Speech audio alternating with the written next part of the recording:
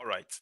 Now, again, I've told you that the purpose of the second stage was to reduce pyruvate into a size that can fit into citric acid cycle. Now, there's a reason for that. Citric acid cycle cannot take a 3-carbon compound. Do you know why? There's a 4-carbon compound inside the citric acid cycle. Actually, that's the secret. There's a 4-carbon compound inside the citric acid cycle that is waiting for a 2-carbon compound to combine to it so that they can form another 6-carbon compound. Now, they are not forming glucose. It's just coincidental that is another 6-carbon compound as well. So there is a 4-carbon compound that is waiting in the citric acid cycle. That compound can only couple with a 2-carbon compound, not a 3-carbon compound. So that's the reason pyruvate cannot come. Now, when that compound forms 6-carbon compound with acetyl, is going to form what we call citrate. Then citrate will later be converted to citric acid, and that is why it's called citric acid cycle.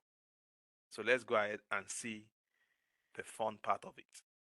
Now, take note, in the pyruvate preparation or oxidation, we didn't produce ATP. We only produce one NADH in each of the stages. So that means 1 pyruvate gave us 1 NADH. 2 pyruvate will give us 2 NADH. So that means in the whole process of the pyruvate oxidation, we only made 2 NADH, and then 2 carbon dioxide was also lost. All right. So in citric acid cycle now, let's go ahead and look at the fun part of it.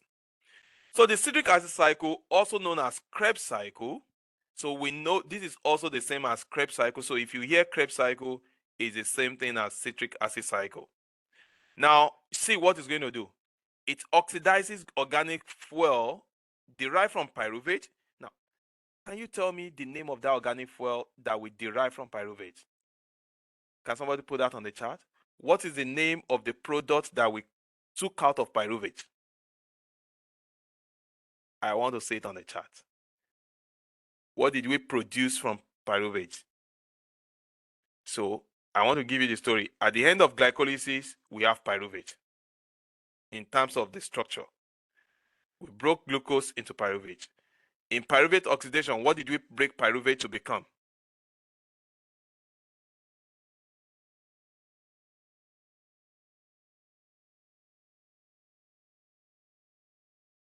The NADH. No, I'm talking about the substrate. So glucose, we broke it down into pyruvate, right? Even though we produce NADH, we produce ATP, but what we broke glucose into is pyruvate. During pyruvate preparation, what have we broken pyruvate into? Acetyl-CoA. Thank you. So now, think about it this way now. At the end of glycolysis, we have pyruvate. At the end of pyruvate oxidation, we have acetyl-CoA. Now, so what we have now, that we have as our currency, that we are taking into this next stage, Kreb cycle or citric acid cycle, is pyruvate. It's acetyl-CoA. Now, these are the products we are going to form.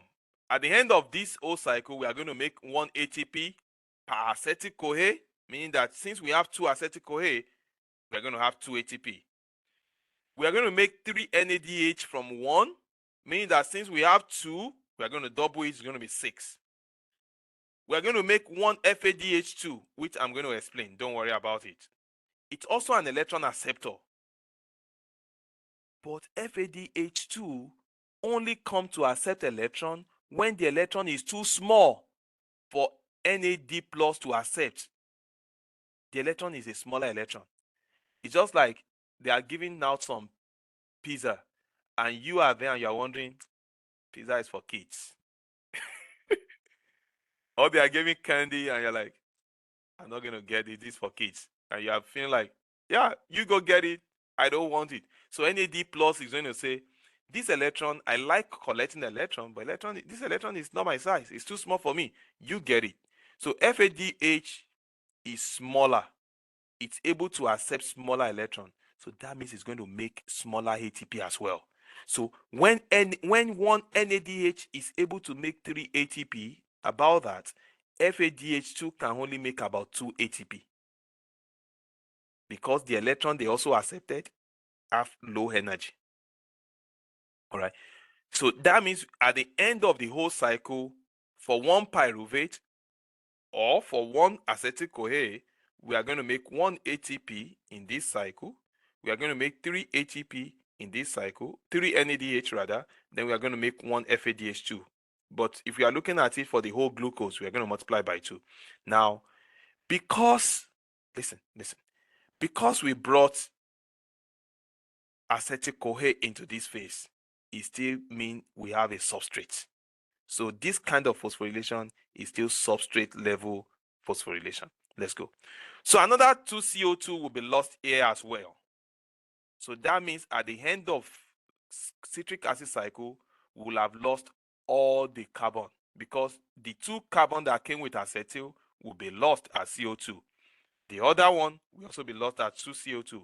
So we have lost all the carbons at the end of citric acid cycle.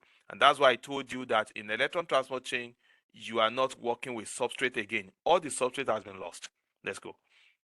Because 2 pyruvates are produced per glucose molecule, you see that? The cycle runs twice per glucose molecule. You see that?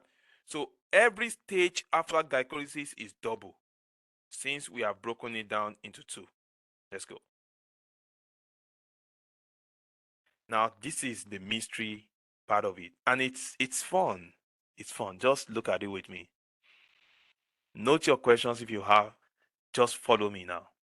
Now, I'm going to start from the stage 1 here. We had said that, don't worry about this story. You will read the story. But look at this image with me. We have said that acetyl-CoA comes here. And the reason acetyl-CoA has to be produced is because pyruvate is too big for this cycle. We need something smaller to come into this cycle, and that's why we produce acetyl. The purpose of CoA is not to come into this cycle. You see, CoA does not come. CoA is just to bring acetyl here.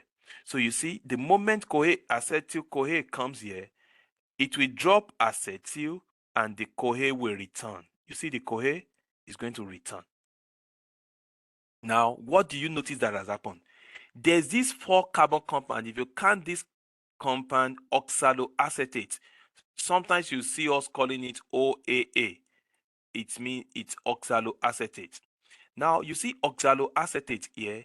It's been waiting for a partner, and that partner is supposed to be CoA. Stand for coenzyme A. Coenzyme A. So you can see it as coenzyme A or CoA. Now, this 4 carbon compound has been waiting here, longing for a partner to come. But a partner will not come until CoA brings acetyl. The moment CoA comes and brings acetyl, CoA is going to return and say, I'm going to bring another acetyl. Now, oxaloacetate then is going to join with acetyl. So you see, this is the acetyl now. It has joined here. You see, the acetyl has joined to the oxaloacetate.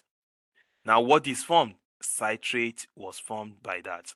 It's also a 6 carbon compound, but it's not glucose. It's citrate. Now, you see, the next thing, I won't talk too much about details, and I just want to show you what happened. Now, this again becomes hydrogen will be added to it, and now what's going to happen? It will become isocitrate, which is an isomer of this. Now, in the course of this process, electron is released. Now, then NAD plus is going to come. I'm just running through the skeleton process now. NAD plus is going to come, accept the electron, and become NADH. So one NADH has been made here. That's number one. We are planning to make three, a whole three NADH. Now, in the course of that, one carbon will be lost as CO2. When the carbon is lost as CO2, that means we have lost one of the carbons that we brought in here in the acetyl. One of them has gone. It remains one carbon. I have a Now, question. So at that point, how many carbon did we have first before it been released? Was it 2? thank you. You know we have two. Let me give you a quick reminder. We had 6 before. The 6 was splitted into 2, and now we have 2, 3, right? We have 2 3s. The third, now in the pyruvate process, we lost 1 carbon dioxide in the pyruvate preparation. So we had 2 now.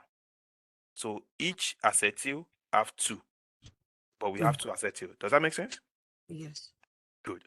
Now we have 2 carbon that came into this cycle, but now we have lost one of it. So how many do we have left now? 1 has been lost, so we have just 1 left. Now what's going to happen? So now we have lost 1 CO2